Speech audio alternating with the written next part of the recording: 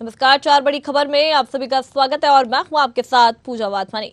चार बड़ी खबर में सबसे पहले बात करेंगे यूपी बोर्ड परीक्षाओं की, जहां 10वीं और 12वीं की परीक्षाएं 16 फरवरी से शुरू हो रही हैं और इस बार परीक्षा में नकल रोकने के लिए कड़े निर्देश जारी किए गए हैं। दूसरी बड़ी खबर छत्तीसगढ़ से है, जहां मनेन्द्रगढ़, चिरमिरी, भरतपुर जिले में शिक्षा व्यवस्था बदहाल नजर आ रही है। तीसरी बड़ी खबर दमोह से है, जहां तीर्थ क्षेत्र बांदकपुर से लगे 50 गांव में अवैध शराब बिक्री धड़ल्ले से निरंतर जारी है।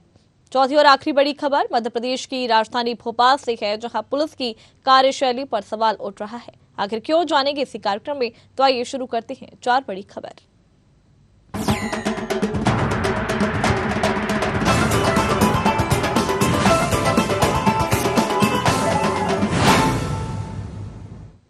शुरू करते हैं पहली बड़ी खबर से, जहां यूपी बोर्ड की 10वीं और 12वीं की परीक्षाएं 16 फरवरी से शुरू हो रही हैं। इस बार परीक्षा में नकल रोकने के लिए कड़े निर्देश जारी किए गए हैं। नकल कसने वालों पर जहां एनएसए के तहत कार्रवाई होगी, वहीं पहली बार उत्तर पुस्तिकाओं में बार कोडिंग की गई है। बता दें कि बोर्ड परीक्षा की गंभीरता को देखते हुए पुलिस और प्रशासन के अधिकारियों ने कोऑर्डिनेशन 3 महीने पहले से ही शुरू कर दिया था।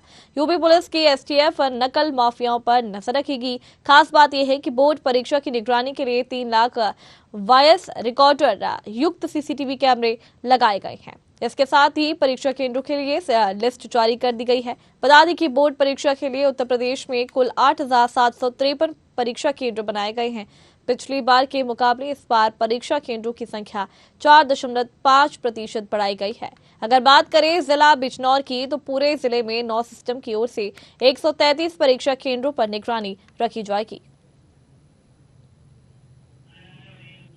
हाई स्कूल इंटरमीडिएट परिषदीय परीक्षाएं 16 मार्च से प्रारंभ होकर 4 मार्च को समाप्त होगी। इस वर्ष हाई स्कूल इंटर में 383 विद्यालय हाई स्कूल की परीक्षा में सम्मिलित हो रहे हैं। 268 इंटरमीडिएट की परीक्षा में सम्मिलित होंगे। कुल 97,017 परीक्षार्थी हाई स्कूल इंटरमीडिएट के जनपद में सम्मिलित हो रहे हैं। इस वर्ष 133 परीक्षा केंद्र बनाए गए हैं। समस्त परीक्षा केंद्रों पर स्टैटिक मजिस्ट्रेट, केंद्र व्यवस्थापक एवं अतिरिक्त केंद्र व्यवस्थापक लगा दिए गए हैं। इस वर्ष की परीक्षा में शुरू से ही हाई स्कूल इंटरमीडिएट के परिषदीय प्रश्न पत्रों को रखने के लिए एक स्ट्रांग रूम बनाया गया है। स्ट्रांग रूम केवल एक दरवाज़ा रहेगा और चारों तरफ जो भी खिड़की दरवाजे हैं सब पूरे। तो यूपी बोर्ड की 10वीं और 12वीं की परीक्षा 16 फरवरी से शुरू हो रही है। इस बार परीक्षा में नकल रोकने के लिए कड़े निर्देश जारी किए गए हैं। नकल करने वालों पर अब जहां एनएसए के तहत कार्रवाई होगी, वहीं पहली बार उत्तर पुस्तिकाओं में बार कोडिंग की गई है। बता दें कि बोर्ड परीक्षा की गंभीरता को देखते हुए पुलिस और प्रशासन के अधिकारियों ने कोऑर्डिनेशन 3 महीने पहले से ही शुरू कर दिया था। यूपी पुलिस की एसटीएफ नकल माफियाओं पर नजर रहेगी। खास बात यह है कि बोर्ड परीक्षा की निगरानी के लिए 3 लाख वायरलेस रिकॉर्डर युक्त सीसीटीवी कैमरे लगाए गए हैं। इसके साथ ही परीक्षा केंद्रों के लिए लिस्ट जारी कर दी गई है। बता दें कि बोर्ड परीक्षा के लिए उत्तर प्रदेश में कुल 8,753 परीक्षा केंद्र बनाए गए हैं। पिछली बार के मुकाबले इस बार परीक्षा केंद्रों की संख्या 4.5% बढ़ाई गई है। अगर बात करें जिला बिजनौर की, तो पूरे जिले में 9 सिस्टम की ओर से 133 परीक्षा केंद्रों पर निगरानी रखी जाएगी। तो पहली बड़ी खबर यूपी से है, जहां पर यूपी बोर्ड की 10वीं और 12वीं की परीक्षा 16 फरवरी से शुरू हो रही है। इस बार परीक्षा में नकल रोकने के लिए कड़े निर्देश जारी किए गए हैं। नकल कसने वालों पर जहां पर एनएसए के तहत कार्रवाई होगी, वहीं पहली बार उत्तर पुस्तिकाओं में बार कोडिंग की गई है। बता दें कि बोर्ड परीक्षा की गंभीरता को देखते हुए पुलिस और प्रशासन के अधिकारियों ने कोऑर्डिनेशन 3 महीने पहले से ही शुरू कर दिया था। यूपी पुलिस की एसटीएफ नकल माफियाओं पर नजर रहेगी। खास बात यह है कि बोर्ड परीक्षा की निगरानी के लिए 3 लाख वायरलेस रिकॉर्डर युक्त सीसीटीवी कैमरे लगाए गए हैं। इस खबर पर ज्यादा जानकारी के लिए हमारे साथ संवाददाता वसीम खान हमारे साथ जुड़ गए हैं। वसीम, देखा जाए तो बोर्ड परीक्षा जो है काफी ज्यादा जो है महत्वपूर्ण रहती है। वहीं यूपी की यदि बात करें तो उत्तर प्रदेश में भी काफी सारी तैयारियां हो चुकी है। क्या कुछ इस बार नया व्यवस्था देखने को मिल रही है और किस तरीके से तैयारियां की गई है बोर्ड परीक्षाओं को देखते हुए? बिजनौर में पहली बार 333 सेंटर बनाए गए हैं, जिसको आज के नए युग में नेट से जोड़ा गया है और कैमरे से देख रेख कर जी स्टूडेंट के ऊपर नजर रखी जाएगी। जी कहीं भी कोई नकल अगर होती है तो तुरंत उस पर कार्रवाई की जाएगी। जी। तो इसके अलावा भी क्या कुछ तैयारियां की गई हैं, क्योंकि बोर्ड परीक्षाएं जो है काफी ज्यादा महत्वपूर्ण होती है 10वीं और 12वीं के छात्राओं के लिए, तो उसको देखते हुए क्या कुछ पुख्ता इंतजाम किए गए हैं, कितने केंद्र बनाए गए हैं? 233 केंद्र बनाए गए हैं जी 9 इस पर जो है कैमरे की देख रेख में सेंटर बनाए गए हैं जो हर स्कूल से जोड़ा गया है जी और कहीं भी कोई अप्रिय होती है तो उस पर तुरंत पुलिस पहुंच करके कंट्रोल करेगी। जी। तो कब से कब तक ये बोर्ड परीक्षाएं आयोजित की जा रही हैं? ये कल 16 तारीख से परीक्षाएं हैं जी और अप्रैल तक ये परीक्षा चलेगी। चलिए, बहुत बहुत शुक्रिया वसीम हमारे साथ जुड़ने के लिए, जानकारी देने के लिए। तो ये थी आपके सामने पहली बड़ी खबर। बढ़ते हैं दूसरी बड़ी खबर की तरफ, जहां खबर छत्तीसगढ़ से है, जहां मनेन्द्रगढ़, चिरमिरी, भरतपुर जिले में शिक्षा व्यवस्था बदहाल नजर आ रही है। हम बात कर रहे हैं भरतपुर ब्लॉक के प्राथमिक शाला पेंदो खाड़ी की, जहां पर स्कूल में टीचर शराब पीकर आते हैं, बच्चों को पढ़ाने की बजाय जमीन पर बैठकर इधर उधर की बात करते हैं और सो भी जाते हैं। शराब के नशे में टीचर के स्कूल आने के चलते बच्चे पढ़ नहीं पाते हैं और गुहार लगाते हैं कि ऐसे टीचर को हटाओ और हमें अच्छे टीचर से पढ़वाओ। बच्चों के साथ साथ ग्रामीणों ने भी शिक्षक को हटाने की मांग कलेक्टर से की है। बता दें कि बंदोखाड़ी स्कूल में 3 शिक्षक मौजूद हैं, जिनमें एक शिक्षक है मानसिक, अक्सर शराब पीकर स्कूल आते हैं। आज जब वे शराब पीकर आगे आने लगे तो स्कूल से 50 मीटर दूर ही गिर गए। वहीं प्रधान पाठक ललन कुमार का कहना है कि गांव के ही 2 लोग शिक्षक मान सिंह को रोड से उठाकर स्कूल लेकर आए थे, लेकिन वे अचेत अवस्था में और जमीन पर पड़े थे, जिसका वीडियो भी ग्रामीणों ने बना लिया। गुरुजी रोज पी के आते हैं दारू? हाँ। कौन गुरुजी? मान सिंह। पढ़ाते हैं कि नहीं पढ़ाते हैं? नहीं पढ़ाते हैं। क्या करते हैं यहाँ के? बैठे रहते हैं फिर सो जाते हैं। और मान सिंह जो ये शिक्षक हैं उसको बहुत समझाते समझाते परेशान हूँ। वो डेली शराब पी करके आता है, शाला प्रवेश करता है, बच्चों को भविष्य बिगाड़ता है, एंड वेंड बोलता है। आप क्या चाहते हैं? उसको कहीं बाहर ट्रांसफर करना। अच्छा, मतलब दारू पी के रोज ही आते हैं? रोज ही आता है स्कूल के अंदर? स्कूल के अंदर। कल रात में 8 बजे मुझे भरतपुर ब्लॉक के एक शराबी शिक्षक मान सिंह के संबंध में जानकारी प्राप्त हुई। तत्काल मैं विकासखंड शिक्षा अधिकारी भरतपुर से उसके संबंध में प्रतिवेदन मंगाया और प्रतिवेदन प्राप्त होते ही आज टीएल की बैठक में मैं कलेक्टर के समक्ष उसे पुटअप किया और कलेक्टर महोदय ने आज उसे निलंबित कर दिया और निलंबन की अवधि में उसका headquarter Bharatpur BO office decide किया गया। जनपद पंचायत भरतपुर अंतर्गत खमरोल संकुल के अंतर्गत आने वाले प्राथमिक शाला के शिक्षक के शराब पीकर मदिरा का सेवन करके स्कूल में जाने का समाचार मिलने पर हमने तुरंत जांच करवाया है। जांच करने के बाद हमने आज ही उसको निलंबित किए हैं और निलंबित करके उसके विरुद्ध विभागीय जांच संस्कृत किए हैं। दस्तावेजों का सूची, साक्षियों का सूची, गवाहों का जो प्रत्यक्षदर्शी है उनका अभिकथन अभिलेख करने के निर्देश मेरे द्वारा डीओ जिला शिक्षा अधिकारी को दिए गए हैं और विभागीय जांच करके उसको सेवा से बर्खास्त करने की, उसके विरुद्ध अगर ये पाया जाता है तो बर्खास्त करने की कार्यवाही संबंधित शिक्षक के विरुद्ध किया जाएगा। इस खबर पर ज्यादा जानकारी के लिए हमारे साथ संवाददाता रंजीत हमारे साथ जुड़ गए हैं। रंजीत, देखा जाए तो शिक्षा जो है काफी ज्यादा महत्वपूर्ण है आजकल के बच्चों के लिए, लेकिन दूसरी तरफ देखा जाए तो शिक्षक ही यहाँ पर इस तरीके की क्रूरता करते हैं और इस तरीके का काम करते हैं। क्या कुछ कहेंगे इस पर आप? इसमें एमसीबी जिले में ऐसे कई मामले पूर्व में भी आ चुके हैं जी कि शिक्षकों द्वारा शराब पीकर स्कूल में जाना, अध्यापन कार्य न करना, जी, जिस पर माननीय कलेक्टर द्वारा और प्रशासन द्वारा कार्यवाही भी की गई है।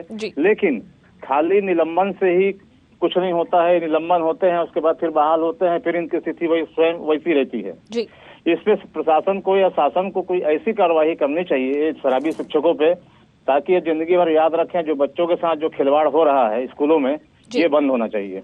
बिल्कुल, जब कलेक्टर से इस बात की गुहार लगाई गई कि इन पर कोई कार्रवाई की जाए, तो कलेक्टर का इस पे क्या कुछ एक्शन था? कलेक्टर ने तो जैसे संज्ञान में आया वैसे ही कार्रवाई करते हुए इनको सस्पेंड किया गया जी। और एक नया आदेश उन्होंने जारी किया कि बच्चों का बयान लिया जाए, टीचरों का बयान लिया जाए, ताकि उस पर और भी कार्रवाई विभागीय हो जी। तो किस तरीके से ये जो मामला सामने आया है, कब से ही ऐसी हालत बनी हुई है? ये तो क्या है, वनांचल क्षेत्र का स्कूल था। ये तो कल दोपहर की बात है, दोपहर शाम की बात है ये मामला संज्ञान में आया। इसी तरह से अभी कुछ दिनों पूर्व ही 2 स्कूलों का मामला आया था, 2-3 स्कूलों का, उस पर भी निलंबन की कार्रवाई की गई थी। लेकिन ग्रामीणों का कहना है या हमारा कहना है कि निलंबन की कार्रवाई से क्या होगा, ये कुछ दिन निलंबन रहते हैं, उसके बाद फिर इनको बहाल कर दिया जाता है। ऐसे शराबी शिक्षकों को या तो नौकरी से बर्खास्त किया जाए या तो कड़ी से कड़ी कार्रवाई सरकार को करनी चाहिए, जिससे बच्चों का भविष्य तो उज्ज्वलमय हो और वो उनको एक नई दिशा मिले। जी। तो देखा जाए तो बच्चों द्वारा ये बताया गया है कि काफी समय से ही जो शिक्षक है वो शराब पीते हुए आ रहे थे और ऐसा बताया भी जा रहा है कि स्कूल में 3 ऐसे शिक्षक थे जो पढ़ाते थे, लेकिन 2 जो शिक्षक है उनको क्या इस बात की भनक नहीं थी कि तीसरा जो शिक्षक है वो पी कर के आता है शराब? उन लोगों ने कोई कार्रवाई की मांग नहीं की? उनको मालूम था जी। लेकिन मैं बताया आपको कि वनांचल क्षेत्रों के स्कूल हैं जहां अधिकारी भी नहीं पहुंच पाते हैं और जो स्टाफ है, सहयोगी स्टाफ है, वो भी ज्यादा से ज्यादा बीओ को या संबंधित अधिकारी को बताते हैं जी, कार्रवाई हो नहीं पाती है जी। ये मामला चूंकि सोशल मीडिया में आया, बहुत दिनों से मामला चल रहा था, सोशल मीडिया में आने के बाद फिर जिला प्रशासन ने संज्ञान में लिया, तब जाकर कार्रवाई हुई। तो जैसे कि बच्चों द्वारा यहाँ पर बताया गया है कि काफी समय से ही ऐसी हालात बने हुए हैं, तो कहीं ना कहीं शिक्षा विभाग पर भी इस पे कहीं ना कहीं सवालिया खड़े होते हैं। जी, शिक्षा विभाग को इसमें समय समय पर हर स्कूल का निरीक्षण करना चाहिए जी। और खासकर बच्चों से पूछना चाहिए जी कि शिक्षक जो आ रहे हैं क्या वो शराब पी के आ रहे हैं या टाइम पे आ रहे हैं, नहीं आ रहे हैं जी। तो ये अधिकारियों के ऊपर है कि वो अधिकारी सिर्फ जाते हैं, निरीक्षण करते हैं, देख ताक कर चले जाते हैं। वो बच्चों से पूछें जी। बच्चों से पूछने से ही सारी बातें बाहर आएंगी, क्योंकि बच्चे टीचर से डरते हैं या किसी कारण दबे रहते हैं, इसलिए वो बात बाहर नहीं आती है जी। बिल्कुल, अगर देखा जाए रंजीत जी तो ये चुनावी साल है और देखा जाए तो सीएम भूपेश बघेल भी काफी सारी मदद करते हैं लोगों की, और अभी देखा जाए तो यहाँ पर जो किसान है या और भी कई ऐसे विभाग है जिनकी मदद लगातार वे कर रहे हैं। भेंट मुलाकात कार्यक्रम है, विकास कार्यों का वो यहाँ पर परियोजनाओं का लोकार्पण कर रहे हैं। तो इस तरीके से ये जो अपना शिक्षा विभाग है उसकी तरफ इस तरीके से माहौल बनना और शिक्षा विभाग पर काफी सारे सवालिया खड़ा करता है जी। बिल्कुल, इसमें माननीय मुख्यमंत्री जी द्वारा स्कूलों पे शिक्षा गुणवत्ता पर विशेष ध्यान दिया जा रहा है जी। कलेक्टर के द्वारा भी समय समय पे स्कूल जाते हैं, बच्चों को पढ़ा रहे हैं, निरीक्षण कर रहे हैं। उसके बावजूद भी टीचर कार्रवाई होने के बाद भी या जिले के अधिकारी जो निरीक्षण करने जा रहे हैं उसको भी संज्ञान पे नहीं लेते हैं और अपनी मनमानी कर रहे हैं। इसलिए शासन को, सरकार को इस मामले में, शराबी शिक्षकों के मामले में कोई कड़ी कार्रवाई करनी चाहिए जी। और आपको बता दूं, कुछ दिनों पूर्व बीओ कार्यालय से सूची जारी हुई थी जिसमें शराबी शिक्षकों और गुंडा शिक्षकों की एक सूची भी जारी की गई थी जिसमें 10-12 शिक्षकों के नाम थे जो आज भी यथावत स्कूलों में अध्यापन कार्य कर रहे हैं। उन पे भी कार्रवाई होनी चाहिए जी।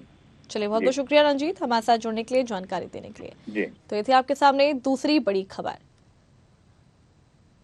बढ़ते हैं तीसरी बड़ी खबर की तरफ, जो खबर दमोह से है, जहां पवित्र नगरी बांदकपुर में हो रही अवैध शराब की बिक्री को बंद करने के लिए ज्ञापन दिया गया था।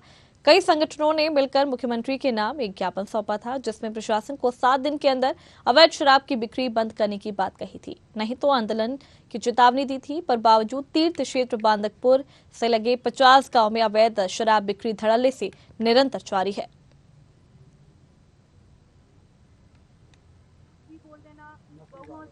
कोई कार्रवाई नहीं, जैसा कि हम सभी को विदित है, देवश्री जागेश्वर धाम पवित्र हिंदू तीर्थ क्षेत्र है जिसको मुख्यमंत्री महोदय के द्वारा पवित्र नगरी भी घोषित किया गया है।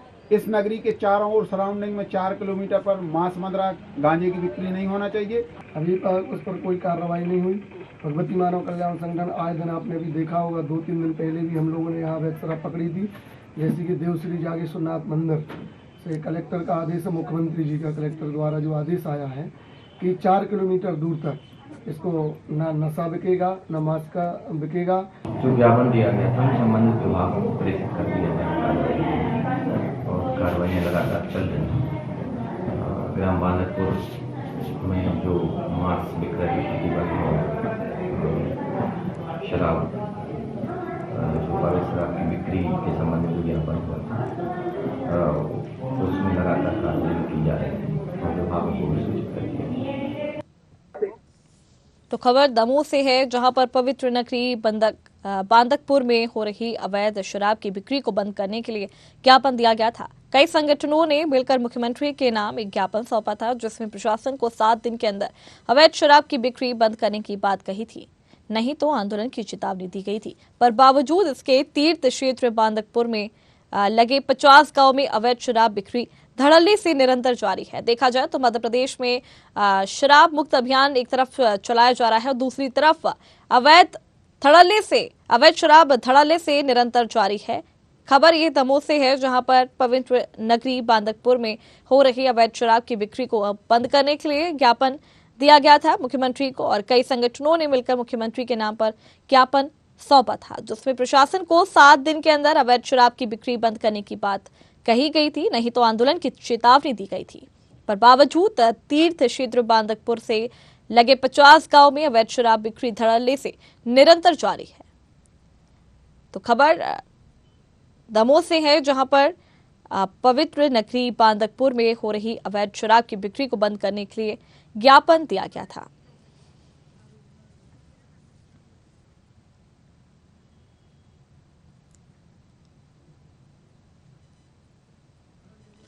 इस खबर पर ज्यादा जानकारी के लिए हमारे साथ संवाददाता अमर चौबे हमारे साथ जुड़ गए हैं। अमर, एक तरफ देखा जाए तो मध्य प्रदेश में नशा मुक्ति अभियान लगातार जारी है और दूसरी तरफ यहाँ पर देखा जाए तो उसी की धज्जियां उड़ाते हुए भी यहाँ पर लोग नजर आ रहे हैं। क्या कुछ कहना है आपका? मैम, मैं बता दूं कि मध्य प्रदेश के मुख्यमंत्री शिवराज सिंह चौहान कुंडलपुर महोत्सव में आए थे जी। वहां पर उन्होंने घोषणा की थी कि बांदकपुर में पवित्र नगरी है, यहाँ पर 4 किलोमीटर के अंदर अवैध शराब नहीं बिकनी चाहिए जी। फिर लेकिन अधिकारियों द्वारा, आबकारी विभाग और पुलिस प्रशासन द्वारा उसी आदेश की धज्जियां उड़ाई जा रही हैं जी। विगत देखा जाए तो ग्राम पंचायत बांदकपुर, मंदिर ट्रस्ट और भगवती मानव कल्याण संगठन द्वारा ज्ञापन दिया गया था अवैध शराब बंद के लिए, लेकिन अभी तक प्रशासन द्वारा कोई भी कार्रवाई नहीं की गई है जी। तो देखा जाए तो बांदकपुर एक तीर्थ क्षेत्र है और जैसा कि आपने यहाँ पर बताया कि मुख्यमंत्री शिवराज सिंह चौहान द्वारा खुद यहाँ पर कहा गया था कि 4 किलोमीटर के अंतर्गत यहाँ पर कोई भी अवैध शराब की बिक्री नहीं होनी चाहिए। जिस तरीके से नशा मुक्ति अभियान भी चलाया जा रहा है, क्या कुछ कहना है प्रशासन का, किस तरीके से इस पर कार्रवाई अब की जाएगी? अब देखना होगा कि अभी तक खबर दिखाने के बाद प्रशासन, पुलिस प्रशासन और आबकारी विभाग कुंभकर्ण की नींद सोया हुआ है। अब खबर दिखाने के बाद कब तक प्रशासन कुंभकर्ण की नींद से जागता है, ये भी देखने वाली बात होगी, या कब तक कार्रवाई करता है। हम इसके बाद कल आबकारी विभाग भी गए हुए थे जिला अधिकारी से मिलने, लेकिन जिला आबकारी विभाग के अधिकारी हमें मिले नहीं जी, और उनसे हमने संपर्क भी करना चाहा फोन लगाकर, लेकिन उनका फोन बंद बता रहा था जी। तो जिस तरीके से यहाँ पर आंदोलन की चेतावनी दी गई थी और फिर से यहाँ पर अवैध शराब की बिक्री लगातार जारी है, तो क्या कुछ कहना है आंदोलनकारियों का? आंदोलनकारियों का कहना है कि यदि अब 7 दिवस के अंदर यदि कार्रवाई नहीं होती है या अवैध शराब बंद नहीं कराई जा रही, तो हम लोग एक उग्र आंदोलन करेंगे और इसको ज्ञापन को लेकर हम लोग कलेक्टर का घेराव भी करेंगे। चलिए, बहुत बहुत शुक्रिया हमारे साथ जुड़ने के लिए, जानकारी देने के लिए।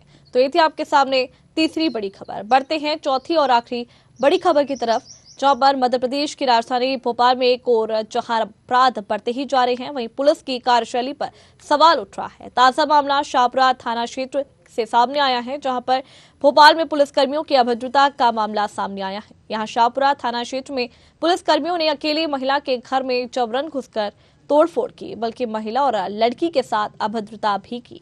पीड़ित महिला का आरोप है कि पुलिसकर्मियों ने घर में घुसकर सामान तहस नहस कर दिया। जब रोकने की कोशिश की गई तो पुलिस ने महिलाओं से धक्का मुक्की भी की। इसका वीडियो महिला और लड़की ने सोशल मीडिया पर वायरल किया है, जिसमें पुलिस कर्मियों पर गंभीर आरोप लगाए गए हैं। 3-4 पुलिस वाले आए घर पे मैंने उनको बोला अंदर नहीं जाओ, घर पे कोई नहीं है, हम लोग लेडीज है, तो उन्हें सुना नहीं। घर में घुसे, छोटी लड़की कुंवारी लड़की घर में किचन में खाना पका रही, उसको घर में किचन में भी घुसे, उसने बहुत रोका अंदर नहीं जाओ, वो बहुत बेस बोलने लगी, उसकी सुनी नहीं रहे और बस घर में घुस गए। नारायण पुलिस वाला था और 4 उसके साथ वाले थे जो साहेबपुरा थाने से थे और बहुत कोशिश करी कि भैया आप रुक जाओ, मत अंदर जाओ। मेरे पूरे घर का बिस्तर पूरे पलंग के नीचे मुंडी डाल डाल के लेट के देख रहा है। अलमारी खोली, चिल्लाई में कि भैया अलमारी क्या कर रहा है, अलमारी में क्यों देख के, फिर भी नहीं सुन रहा है। भैया मैं क्या करूं, मैं बहुत परेशान हूँ। मेरे घर में धड़ाधड़ 5-6 पुलिस वाले थे, एक नारायण था, उसके बाद 4-5 और थे साथ वाले, मैं उनको नहीं जानती कौन थे। ये सारे के सारे 5 पुलिस वाले घर में घुस गए। नारायण पुलिस वाला आया, धक्का धुक्की मार के मेरे किचन में घुस गया। पहले मैंने बोला मेरा डॉगी है, बोलते तू उसके पास खड़ी हो। मैं उसके पास खड़ी हुई तो मेरे किचन कमरे में घुस गया, पूरी अलमारी खोल मारी मेरी और कह रहा मैंने अलमारी नहीं खोली और तू क्या कर लेगी मुझसे बोल रहा है, बता मैं क्या कर लूंगी। वो वीडियो भी बना के रखी है, मैंने वीडियो भी बनाई है इन 5 की, सबकी वीडियो बनाई। शाहपुरा थाना।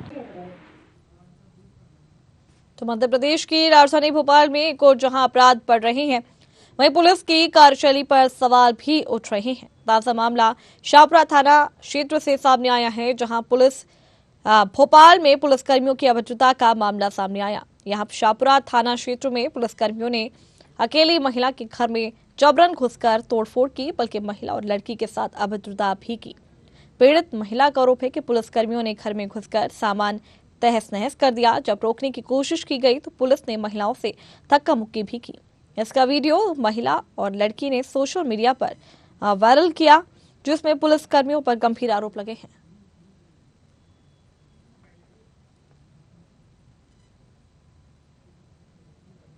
तो ये आपके सामने चौथी और आखिरी बड़ी खबर, जहां पर मध्य प्रदेश की राजधानी भोपाल में एक और जहां अपराध बढ़ रहे हैं, वहीं पुलिस की कार्यशैली पर सवाल भी उठ रहे हैं। ताजा मामला शाहपुरा थाना क्षेत्र से सामने आया है।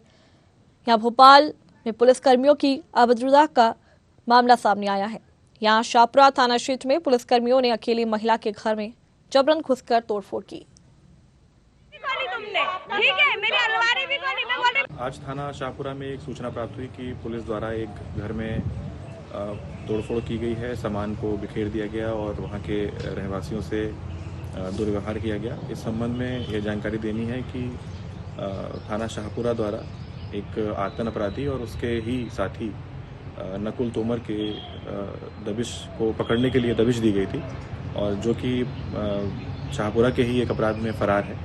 इसके पूर्व में भी इस अपराधी द्वारा कई गंभीर अपराध किए गए हैं और इसी की दस्तयाबी के लिए ये टीम आज इसके घर पर गई थी, जहां पर इसके घर वालों ने इस मामले को तूल बनाने की कोशिश की है कि पुलिस ने उनके साथ कोई दुर्व्यवहार किया है या फिर वहां पर सामान फैलाया है।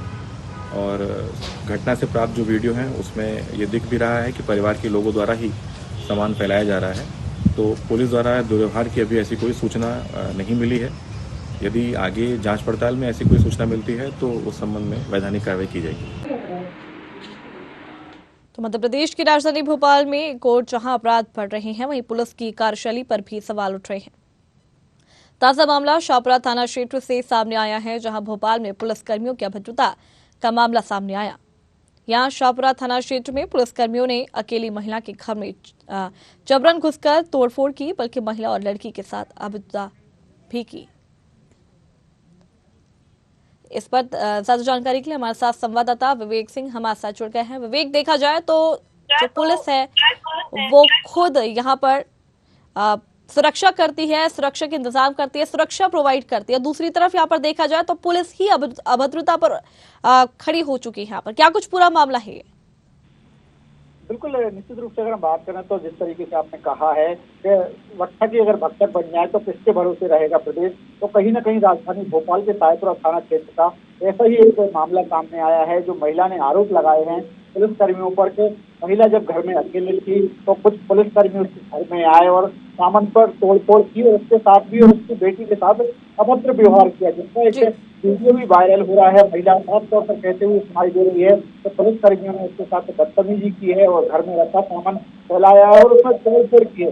वहीं अगर हम पुलिस के पक्ष की बात करें तो जो सुकीर्ति सोमवंशी है, जो एडिशनल डीसीपी है, उनका कहना है कि अपराधी को पकड़ने पुलिस पहुंची थी वहां पर और महिला ने झूठे आरोप लगाए हैं, जबकि वीडियो का जिक्र एसीपी जो है मंत्री उन्होंने कहा है कि वीडियो में भी साफ तौर पर देखा जा रहा है कि भाई महिला ही खुद अपने घर का सामान बिखेरते हुए नजर आ रही है। लेकिन कहीं ना कहीं जिस तरीके से महिला ने आरोप लगाए हैं तो पुलिस पर सवाल ये निशान जरूर खड़े होते हैं। हालांकि ऐसे कई और भी मामले आ चुके हैं पुलिस के बदतमीजी के। इससे पहले अगर हम बात करें तो राजधानी भोपाल का ही मामला था, जो ट्रैफिक डीएसपी थे उन्होंने भी एक होटल संचालक के साथ बदतमीजी की थी। और इसके पहले की अगर बात करें तो कंडला का भी वीडियो सामने आया था, जहाँ एक हेमंत तो नायक जो थाना प्रभारी थे लखकुश नगर के, उन्होंने विधायक के साथ बदतमीजी की थी। और ऐसे में एक बार राजधानी भोपाल का मामला सामने आया है कि महिला के साथ अभद्र व्यवहार उसके घर में घुसकर तोड़फोड़ के आरोप जो महिलाएं लगाए हैं, तो कहीं ना कहीं कह सकते हैं कि अगर रक्षक ही भक्षक बनेंगे तो आखिर जनता किसके भरोसे होगी।